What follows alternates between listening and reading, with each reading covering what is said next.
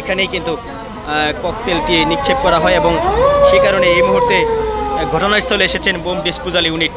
আসলে একের পর এক ককটেল নিক্ষেপের ফলে এই মুহূর্তে আমরা দেখতে পাচ্ছি যে পুলিশের বোম ডিসপোজাল যে ইউনিট সেটি এই মুহূর্তে এসেছেন এনসিপি কার্যালয়ের সামনে এবং একের পর এক ককটেল নিক্ষেপকারীকেও কিন্তু আটক করা হচ্ছে। সেই সাথে পুলিশের যে বোম ডিসপোজাল যে ইউনিটটি রয়েছে তারা কিন্তু এই মুহূর্তে এসেছেন এবং ইতিমধ্যে কিন্তু দুটি ককটেল নিক্ষেপ করা হয়েছে এনসিপি কার্যালয়ের সামনে।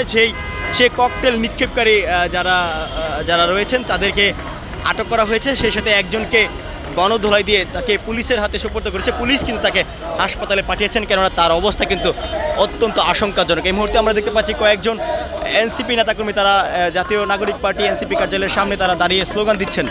এক্সট্রিম মশার কয়েল প্ল্যান্ট ফাইবার দিয়ে তৈরি, তাই সহজে ভাঙে না, সুগন্ধিযুক্ত ও নিরবিচ্ছিন্নভাবে জ্বলে। ডেঙ্গু, চিকুনগুনিয়া বাহি সহ যে কোনো মশার বিরুদ্ধে দেয় এক্সট্রিম সুরক্ষা।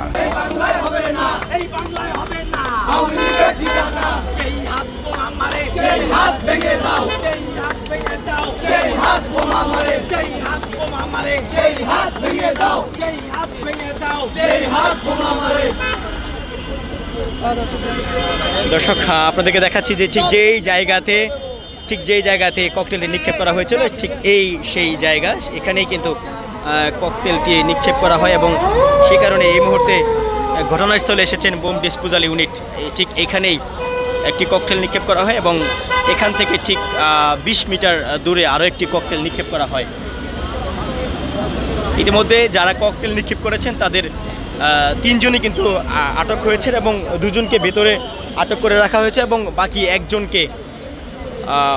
একজনকে গণধোলাই দিয়ে তাকে পুলিশের হাতে দিয়েছেন বোম ডিসপোজাল ইউনিট।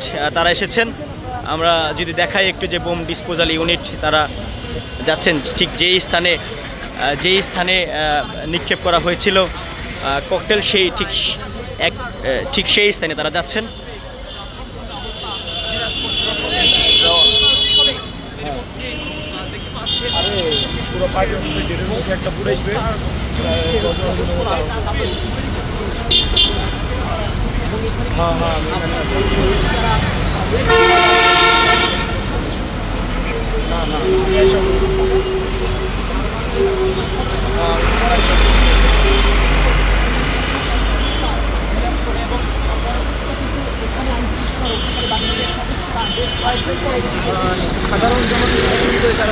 একটি ককটেল ঠিক এনসিপি কার্যালয়ের সামনে নিক্ষেপ করা হয়েছিল এবং অপর আরেকটি ককটেল ঠিক এখানে নিক্ষেপ করা হয়েছিল এবং সেটির পরিপূর্ণ নমুনা কিন্তু এখনো দেখা যাচ্ছে।